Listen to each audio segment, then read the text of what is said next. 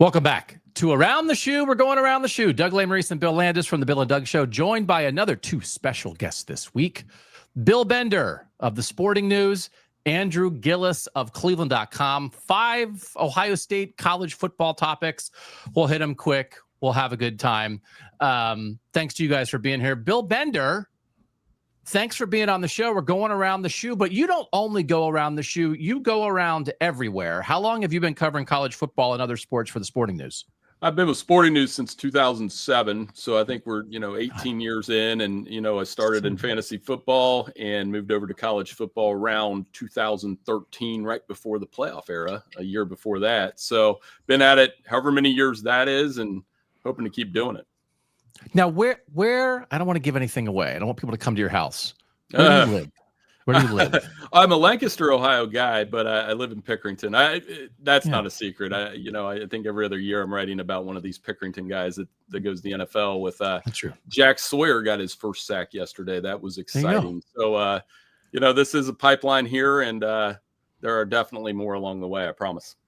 So you cover the world, but if you wanted to go around the stadium, the shoe would be the closest one that you could go around. So you were a very worthy and reasonable guest here on Around the Shoe. Bill Bender, thank you for being here.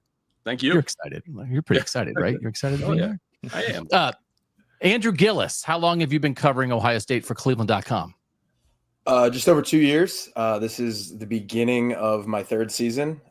So I was here for 23-24, and now we're here for 25. So I am still relatively new, especially compared to you three, in terms of the, kind of Ohio State college football sphere. I was going to ask if Gillis was alive in 2007 when Bender started covering college football. 2007, the fall of 07, I was in 6th grade. Oh, I thought it was going to be preschool. I feel much better about that.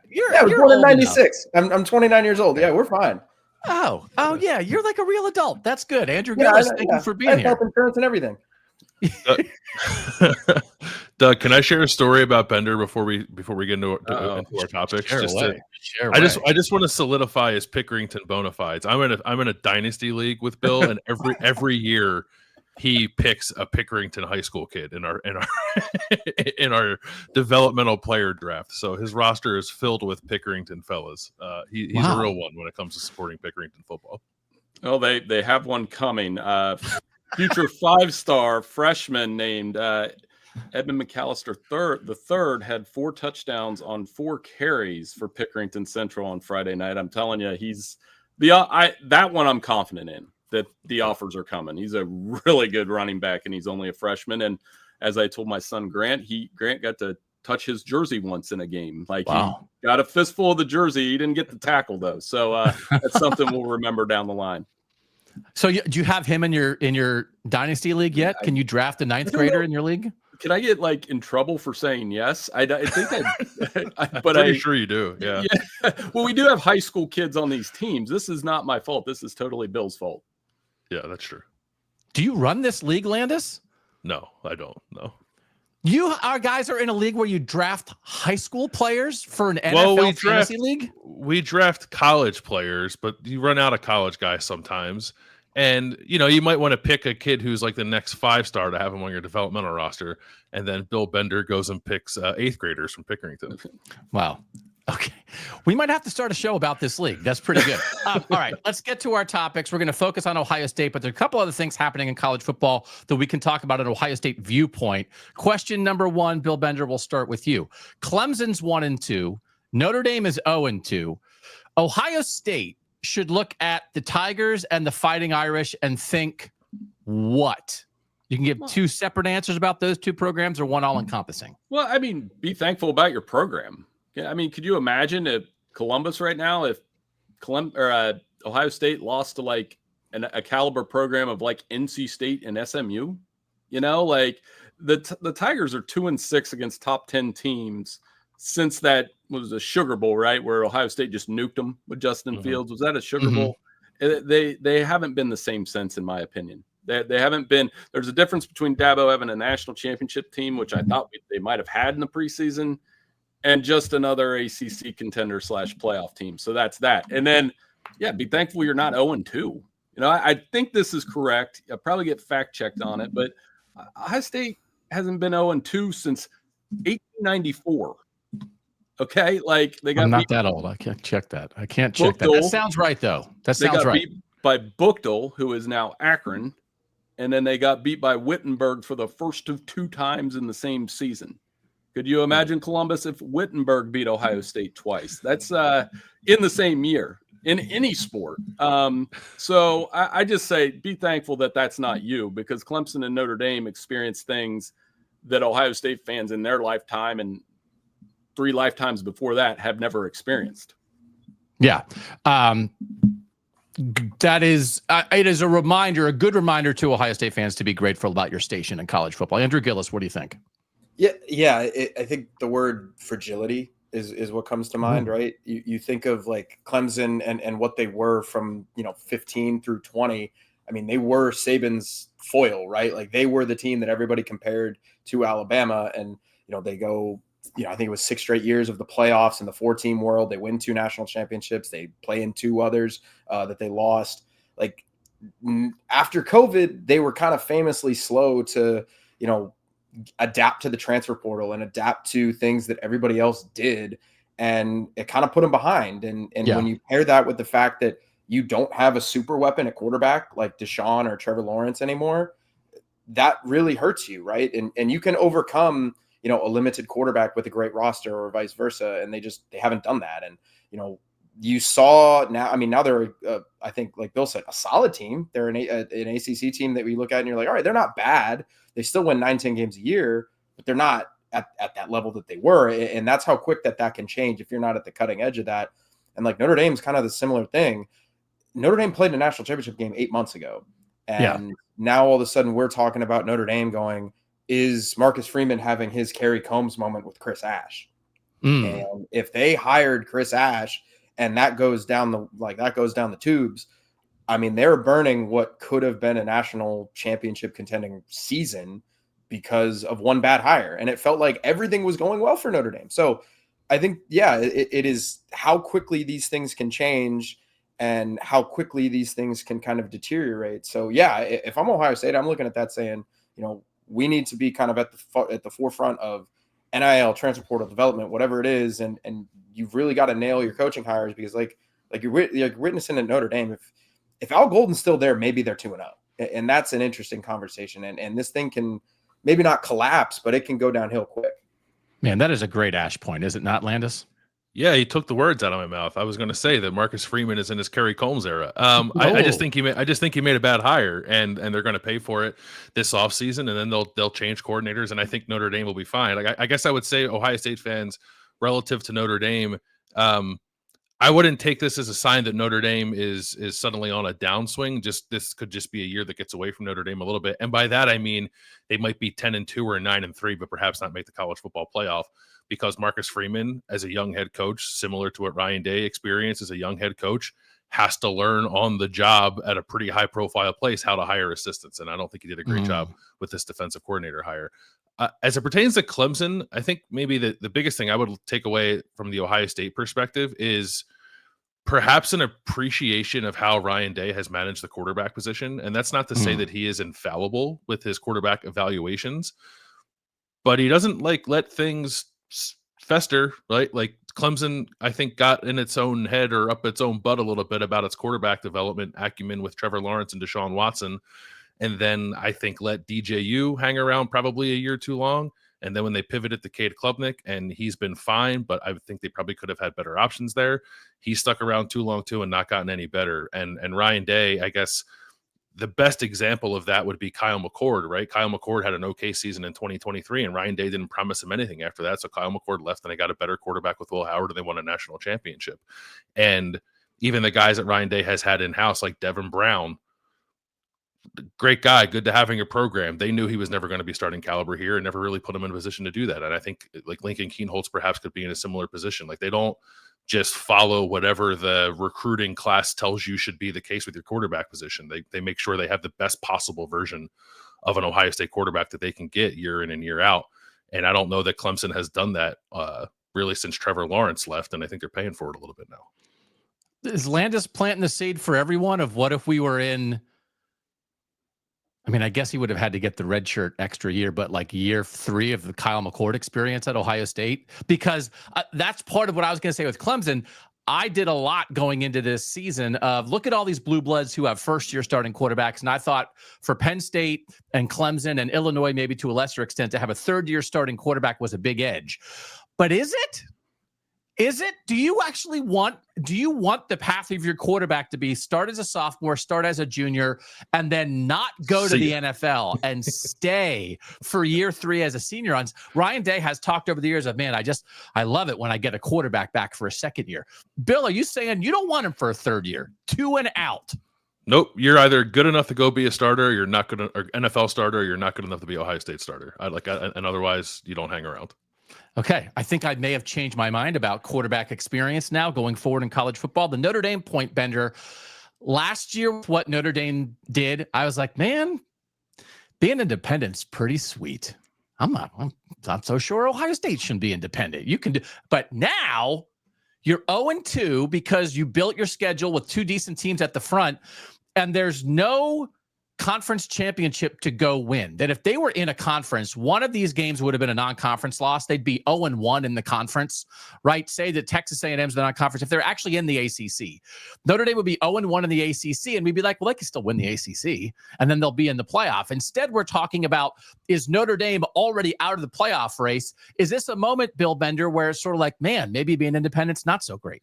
Correct. And that's the hard conversation they're going to have with themselves at the end of the year. And I was trying to gauge the knee-jerk reaction Saturday night was, okay, they're done, right? You're not going to have a game on your schedule that's pretty, other than they really need USC to start winning. And USC's off to a good start, but we'll see. You know, that's the best way to look at USC. And all those SEC contenders are going to grind each other out, and some teams are going to lose 2 and 3 games. But as a 10-2 Notre Dame team, if you thought Indiana got dissected for 11-1 last year, Notre Dame will get dissected more, because who is their big win and no conference championship. And, you know, who rejoiced Saturday night is the fact that I think now it just opens the door up that there will probably be 4 Big Ten teams and 4 SEC teams in the college football playoff. And Notre Dame is the one that takes one of those away, if you look how that field's composed. Yeah. Okay, maybe independent, good sometimes, not so good sometimes. Question number 2, we'll start with Andrew Gillis. What was your predicted Big Ten championship game before the season, and what is it now? Has it changed, Andrew?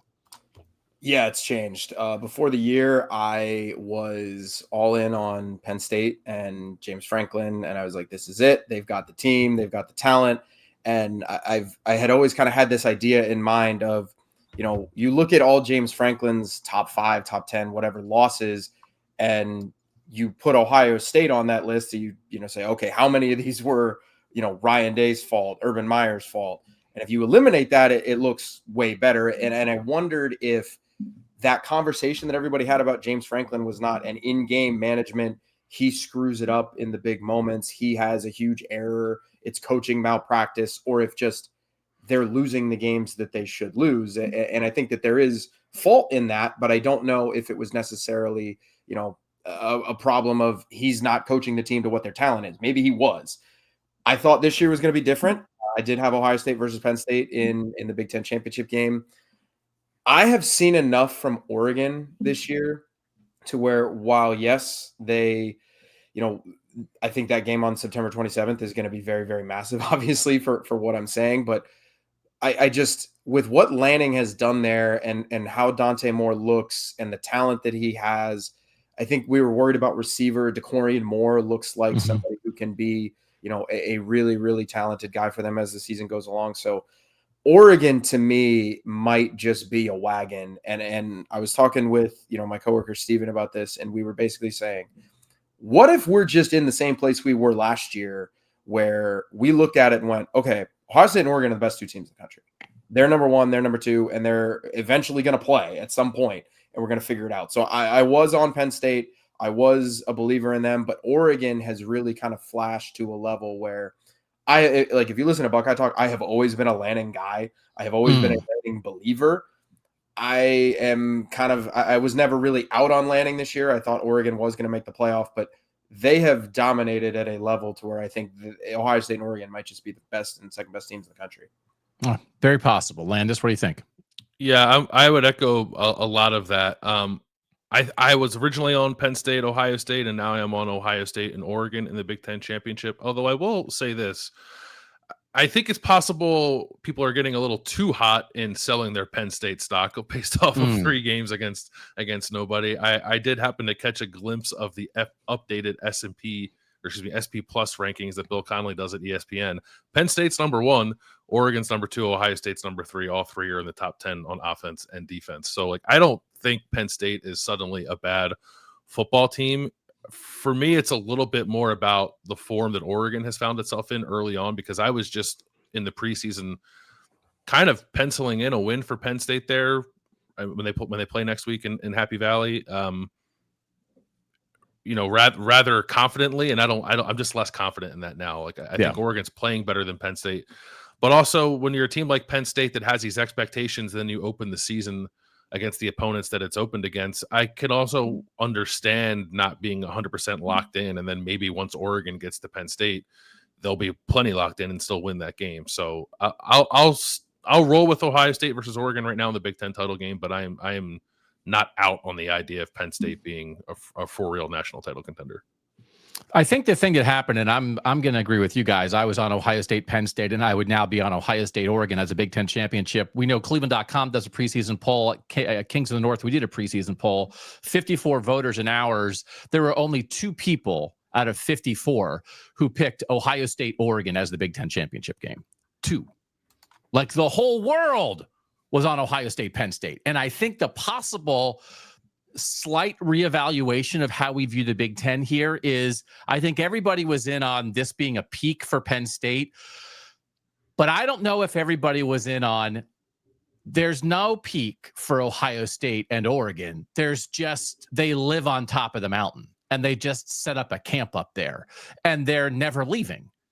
So if you thought it was like Oregon, well, I mean, they changed quarterbacks again. Are we sure how good Dante Moore is going to be? And they rebuilt the whole secondary, and Ohio State lost all the talent, lost 2 coordinators.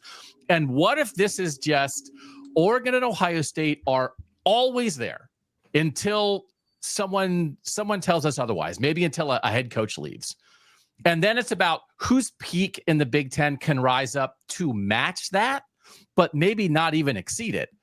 But they're both at a default standing.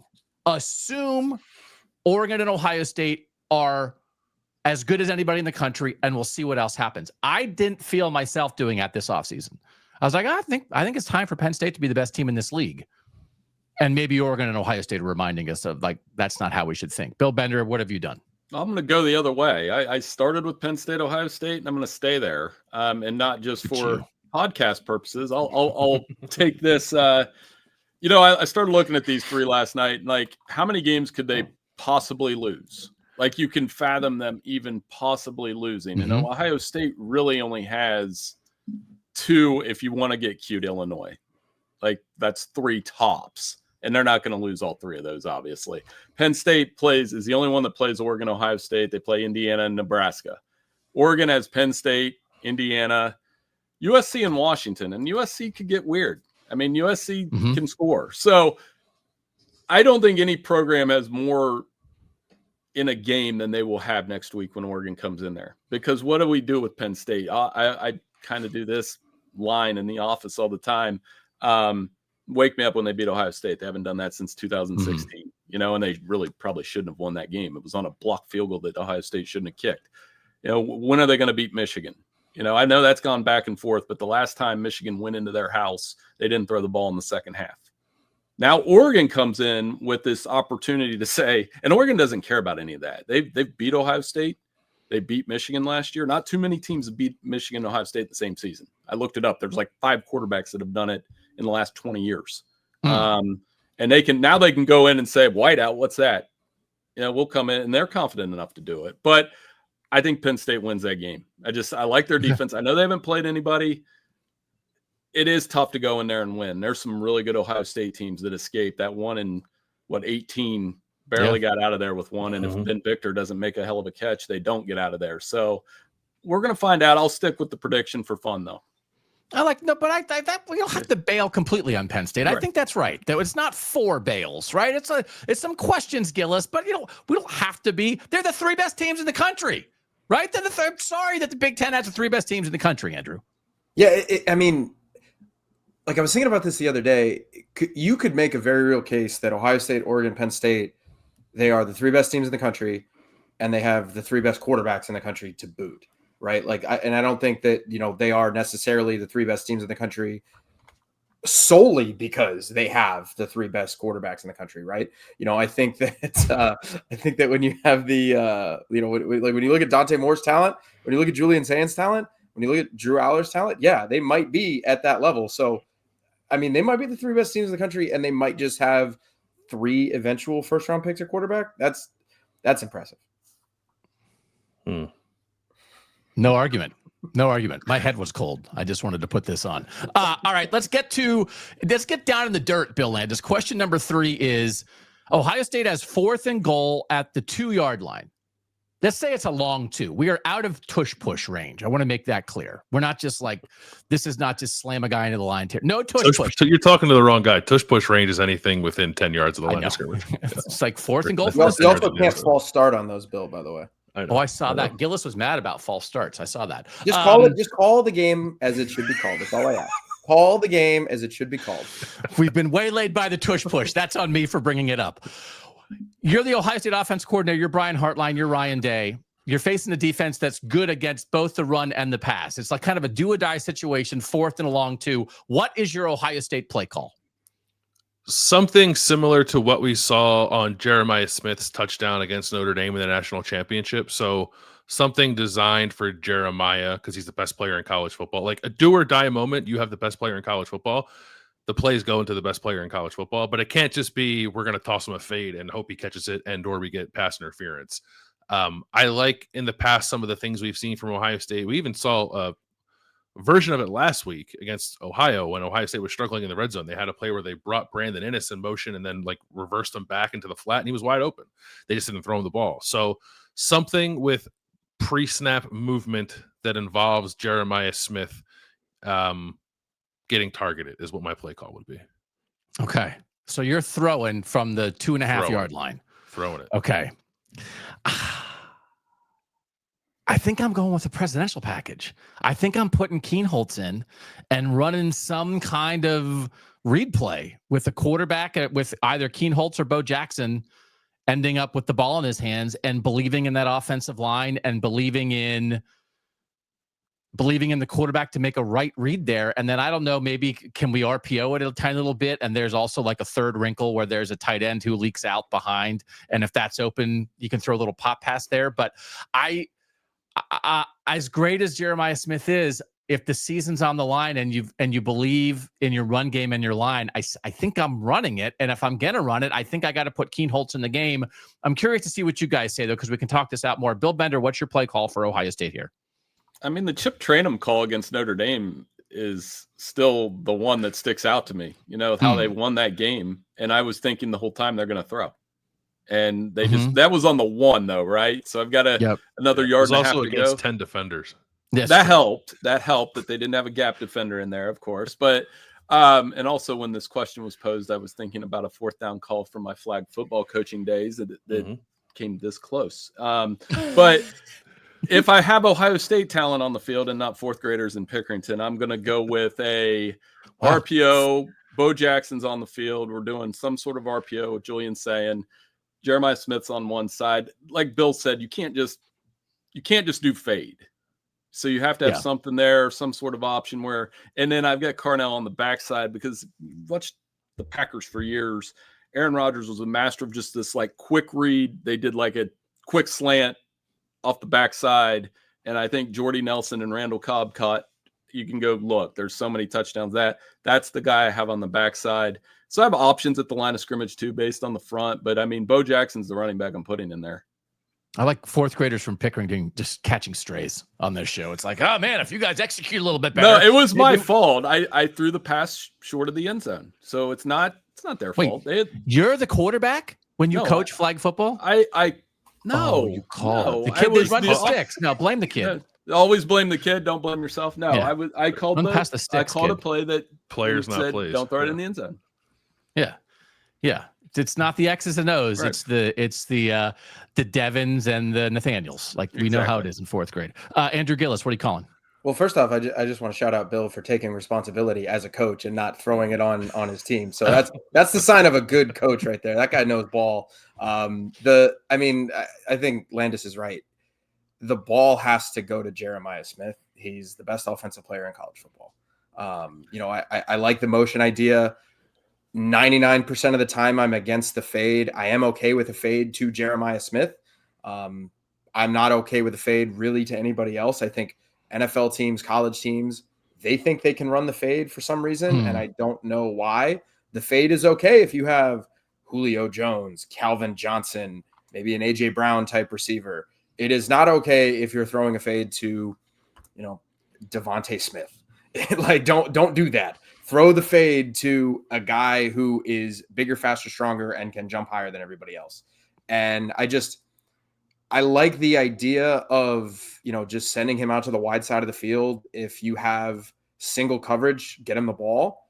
If he's double covered, you can, quickly kind of make that read and say, all right, well, Julian's going to give it. I would put CJ Donaldson back there, not Bo Jackson, because I don't know if you need explosiveness in that situation. I just think you need a guy to run through a brick wall, and that might be CJ better than Bo. So, I just, the idea of, you mentioned seasons on the line, it's 4th and 2. I would much rather, if I was Ohio State, go down swinging with, hey, our best player got the ball. Our best player had a chance to win the game, rather than you're looking at Jeremiah Smith and he's covered by a 5'10" corner, and all of a sudden your offensive line got beat and CJ Donaldson ends your season because he got tackled short. I would much rather have Jeremiah Smith not be able to make a play because some other dude made a play, rather than the other way around. Landis, what's your belief in the Ohio State offensive line in that situation, if you did decide to run it? It's pretty strong. I think they've been okay thus far in short yardage and gotten to the push they've needed. But that's like, well, I don't know. Is throwing the Jeremiah Smith the most obvious thing, or is running in short yardage the most obvious thing? I'm not sure what the answer to that question is. But as I've said before, I think Ohio State at times puts itself in a bind by exacerbating all of the difficulties that are already inherent playing in the red zone by shortening, by like condensing everything, right? So if you're trying to like line up and play big boy football and run it in from there, it's not a bad idea. I just think like you're helping the defense a little too much, I think, for my liking in that scenario. And I wouldn't want to do that when you have the kind of talent that Ohio State has at receiver. Okay. All right. Question number 4 is a non-Ohio State question, because we do have 2 Ohio University grads here. Will a MAC team make the college football playoff in the next 5 years? So I believe that the last MAC team that, under the current scenario where a G5 team gets in the 12-team playoff, that would have made it, right, is Western Michigan in 16. Is that right? Everybody looked that up together? Yeah. I think possibly the idea of, I picked Toledo to make the playoff this year, and then they lost to Kentucky, and that feels like maybe we've already punted on that. But is the answer not only no, but it will never happen again? Because I don't think any conference is as strip-mined in the transfer portal like the MAC. That you could make a MAC all-star team of guys who each year go on and contribute in the Big Ten or in some other major conference. And I don't know what's going to stop that. And I don't know how much that blows a hole in the idea of a MAC team being able to build up to this level, to not only for that MAC champ to be the best group of 5 champs. So as much as I think it would be obviously great for the MAC and great for Northern football, I wonder, Bender, just like looking forward, is the MAC at the greatest disadvantage in this modern era? So is the answer not only no, but like, I'm not sure whenever it'll happen? Or do you have that fear, or am I overstating it?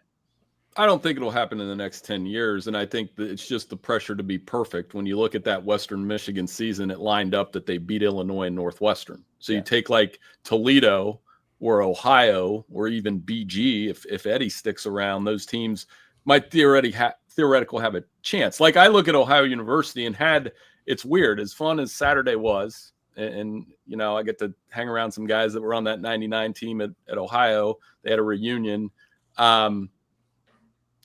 if Ohio State's not on the schedule and they play somebody like an FCS school and go 11-1 with a Rutgers 3-point loss and a West Virginia victory, they probably have a better case. You have to, one, you have to go perfect. You have to be perfect. And two, like the best MAC team, at least in my lifetime, is that 97 Marshall team. And they lost 2 regular season games. They were the only one where you would be like, man, that would have been cool to watch Randy Moss in a college football playoff game playing whoever, watching him run by some Georgia corner. It's just the pressure. They have to be perfect. I don't think a one-loss MAC team can get in the college football playoff. Okay. And there's so much parity in the league, it makes it difficult. Okay. Gillis, you have hope or no? No. I think Bender's right. It's the parity that makes it difficult. I remember people always ask me, kind of in the summer, like leading into August, like, hey, Gillis, how's Ohio going to be this year? And a lot of years I say, I have no idea because they lost X and they brought in X from the portal. And, this year was a little different because they had Parker Navarro coming back and, you have a returning starting quarterback, but you have a new coach. And, I just think the stability of that conference is not great right now. I mean, Tim Albin at Ohio wins a MAC championship, and then 8 hours later, he's on a plane to Charlotte. Whether you want to compare those jobs, that's one thing. But, Northern Illinois is leaving for the Mountain West. I don't know if the investment is there for some of these schools in football. Like Ohio cares. Toledo cares a lot. I was reading a column from Briggs up at the Toledo Blade, and he was saying that UMass, the team that is abysmal, spends more money on football than a lot of these other programs. Like Akron and Kent State don't take football seriously. They don't. And he said that there are people in league circles who would not be surprised if, an FCS drop is not in their future at some point. And you start to wonder, like, all right, the TV contract's running up in a year or two. It's getting strip mined, as you said, Doug, for people just taken from the transfer portal every year. I don't know, first off, if the conference is going to be viable in 5 years. I don't know what the future of that league looks like. And I don't know if the investment is there from top to bottom to where you can say, yes, there's 10 teams that are trying to win. They're investing to win. They're throwing everything they can at being the G5 playoff team. I just don't know if that's the case and then when you only have a few of those, especially like you mentioned, I mean, you lose one game to an SEC team, you're in trouble. The way that Ohio could have made the playoff this year was a competitive game against Ohio State, and then you go 12-1 and win the MAC. And there are some of these programs that are it's not going to happen. So I don't think so. And I don't know if really it's going to happen ever.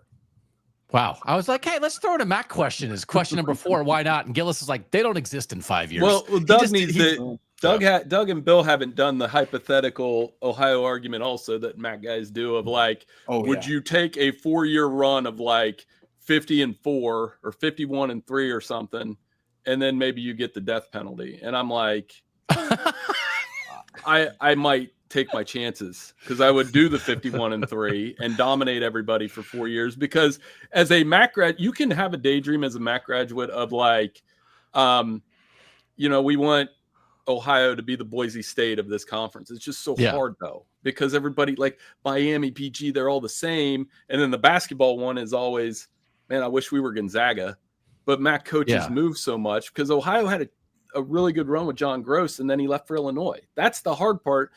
That's why Frank Solich was like the gift. It's like the best group of 5 hire ever because he stayed and they were stable. And, they win a MAC championship after he leaves, which is kind of like a national championship to us. And there are some programs. Go ahead, Doug. No, you go, Mac man. I was going to say, like, there are some programs, like I'm sure Bender feels this way. Like, would you rather play North Texas and Texas State and an FCS school and, Georgia Southern and, try to win 10 games? Or would you rather see Ohio go 8-4 and you play West Virginia, Rutgers, and Ohio State? There are a lot of people who will say, I'd rather see them play at noon in Happy Valley against Penn State. I don't care that they lose 45-3.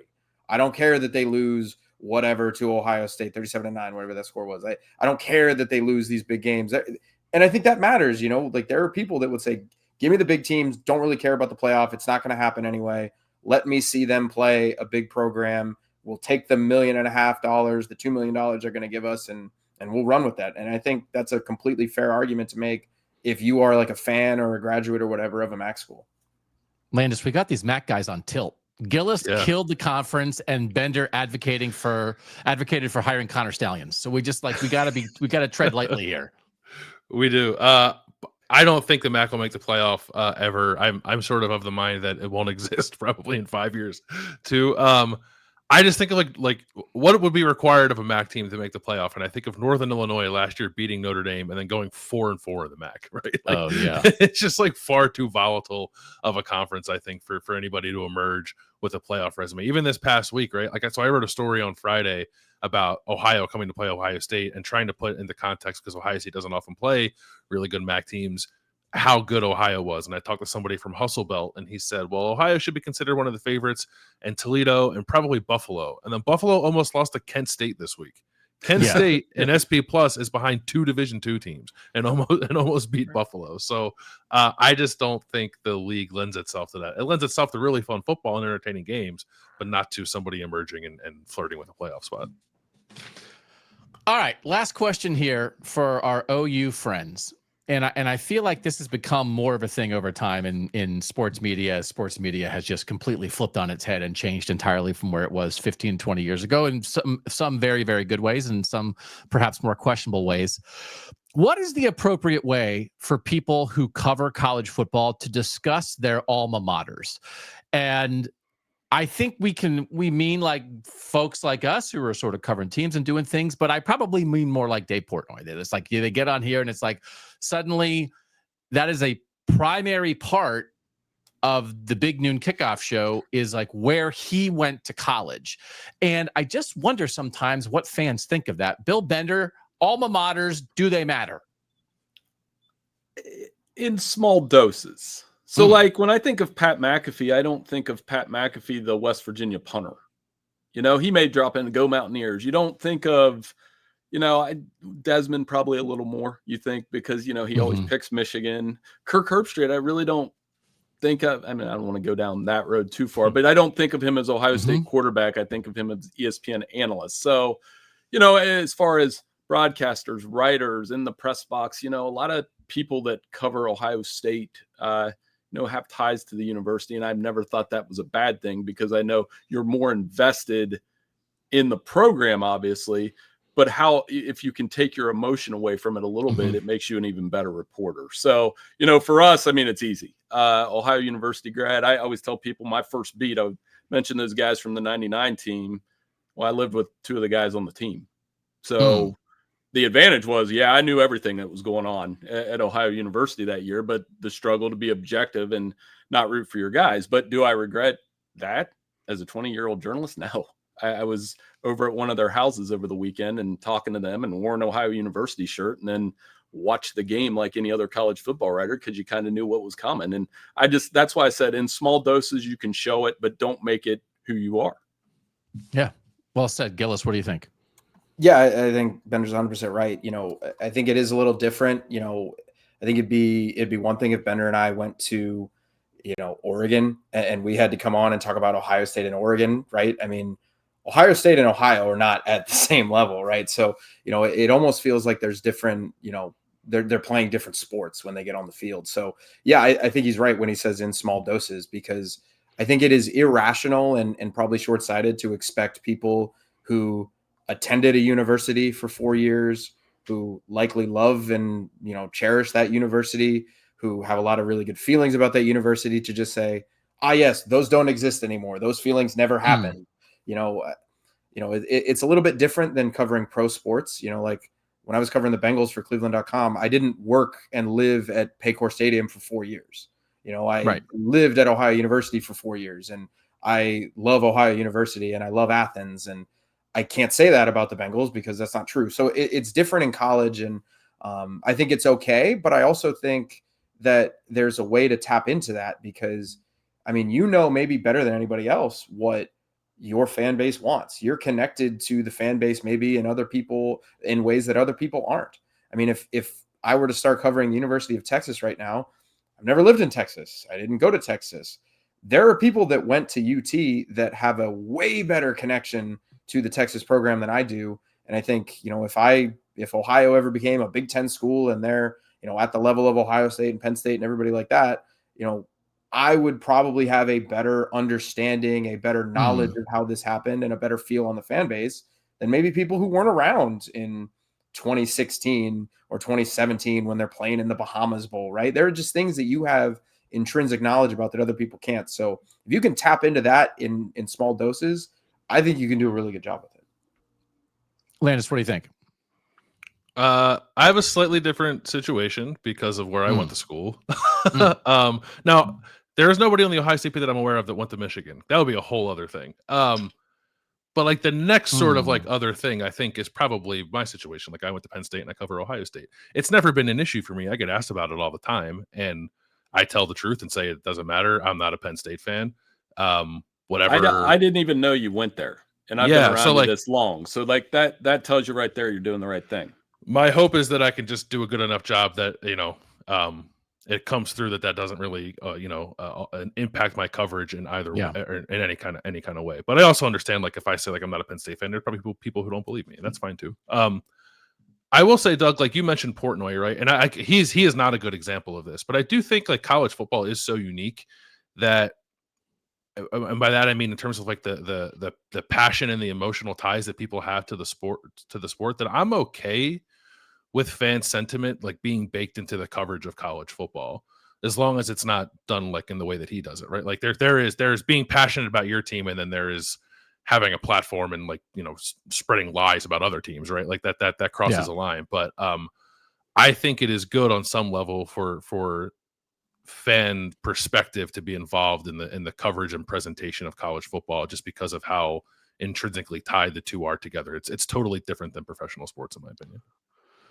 And I do think acknowledging that fan side is very relatable, right? Because every single person who consumes any of our content is a college football fan. Otherwise, they wouldn't be here. So if you can let that like give a little tip of the cap, it's like, yeah, no, I get that.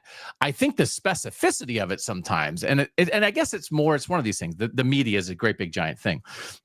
But sometimes when it's like a pregame discussion is about, well, this is your school, and obviously you're biased and you're going to pick your team to win, but we're acting like it's analysis for a little bit, is so weird to me, right? That why would you have somebody who's completely biased talk about a game or analyze a game? So that's the thing it's like, who's this for right now?